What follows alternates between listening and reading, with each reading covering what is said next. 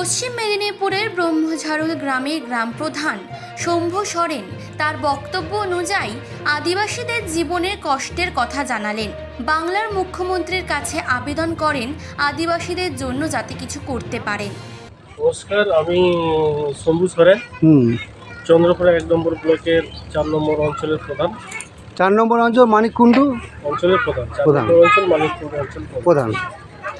তো আপনার এই যে গ্রামের এই যে পরিস্থিতি, গ্রামের মানুষ এইভাবে কষ্টের মধ্যে দিয়ে জীবনযাপন করছেন, এর সম্বন্ধে আপনি কি বলবেন? দেখুন, এখানকার যে গ্রামের মানুষ, আপনারা জানেন এই আমাদের আদিবাসী সম্প্রদায় ইতিহাসে যে এরকম আছে কিন্তু ইতিহাসেই রয়ে গেছে, কিন্তু বাস্তবে সেরকম কেউ কিন্তু তুলে ধরে না। কারণ আমি একটি কথাই বলতে চাই যে আমাদেরকে শুধু ইতিহাসের পাতায় রাখা হয়েছে, কিন্তু এটা কেউ ভাবেইনি যে এদেরকে আমরা বাস্তবায়িত করে তুলি এবং এদেরকে একটা শিক্ষা এবং উন্নয়নের পথে নিয়ে যাই।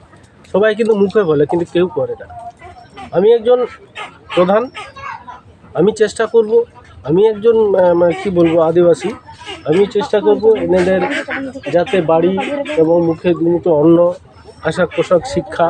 এবার এটা তো আমার একার দ্বারাই সম্ভব নয়। সবাই কেউ যদি আমাকে সহযোগিতা করে এবং আমাদের যে রাজ্য সরকার, ওনাকেও আমি অনুরোধ করব। আজকে দেখুন এই বাড়িটা দেখুন বহু বছর ধরে আছে, পাশের বাড়িটা দেখুন ওই যে ঢাকা আছে, এটা কিন্তু কারো চোখে পড়ে না। আপনারা হয়তো আমাকে প্রশ্ন করবেন যে আপনি তো প্রধান, আপনি করেননি কেন? আমি এই নতুন হয়েছি, কারণ আমার অনেক কিছু জানতে একটু সময় লাগে। তাছাড়া এখন যে যেরকম অবস্থা, আমাদের সেরকমভাবে কোনো অর্থ নেই। আমার এখানকার মানুষ কারো কিন্তু অ্যাকচুয়ালি বুঝলেন, এখানে কিন্তু কারো 1 কাঠা জমি নেই না, সবাই মানে কারো 1 কাঠা নিজস্ব জমি নেই। তো সংসার চলছে কি করে? সবাই কিন্তু খেটে খাওয়া মানুষ, খেটে খাওয়া। অনেক বাড়িতে এই যে বর্ষাকাল পড়েছে, এখন সবাই চলে গেছে, অনেকে বাড়িতে আজকে বিয়ে বাড়ি বলে অনেকেই আছেন, তাহলে সবাই কিন্তু মাঠে খাটতে যায়।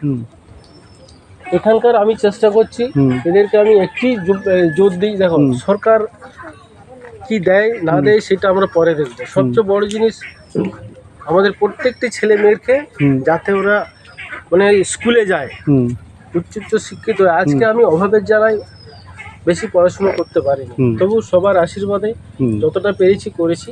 আমিও চাই যে আমার মতো যাতে না ছেলে মেয়েগুলো এরকম অবস্থায় অন্ধ হয়ে থাকুক, আমি এটা চাই না। আর আমি সরকারকে অনুরোধ করব, গ্রামে গ্রামে আপনি সার্ভে করুন, নিজের চোখে দেখুন। আপনি অনেক কিছু দেন, কিন্তু সেই জিনিস এই গ্রামে পৌঁছায় না। আচ্ছা, মুখ্যমন্ত্রীর কাছে মিডিয়ার মাধ্যমে আপনার কি আবেদন আছে, কি বার্তা পৌঁছাতে চান? বার্তা বলতে আমি এইটাই জানতে চাই যে আমাদের মুখ্যমন্ত্রীকে আমাদের সাধারণ খেটে খাওয়া মানুষ সবাইকে কিন্তু চায়, কিন্তু নিচু তলার যেসব মানুষ আছেন যারা কর্মীগণ, ওরা কিন্তু এরকম সাধারণ মানুষের সঙ্গে ভালো ব্যবহার করে না। সেটার জন্য আমাদের মুখ্যমন্ত্রী কিন্তু দায়ী নয়।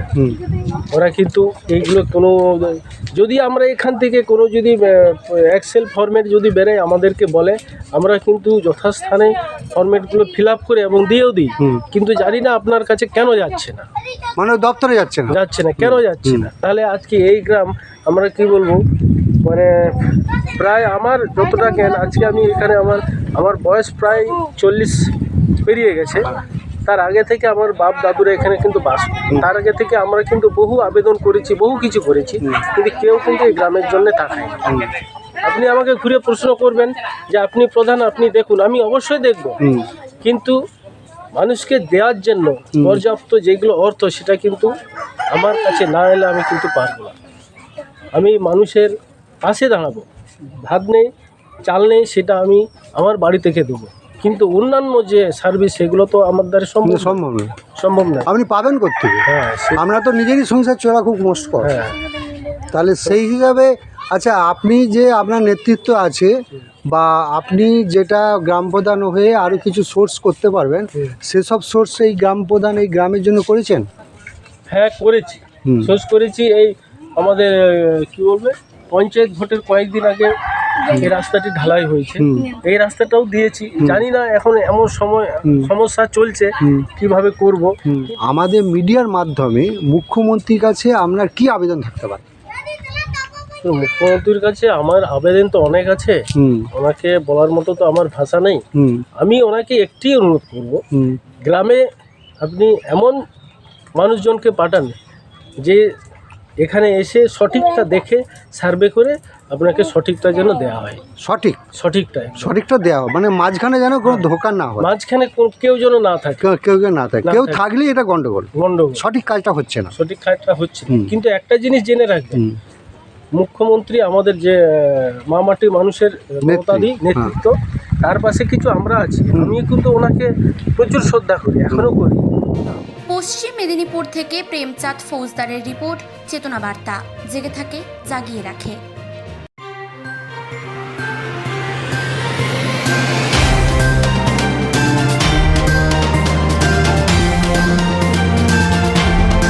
চেতনা বার্তা, জেগে থাকে, জাগিয়ে রাখে।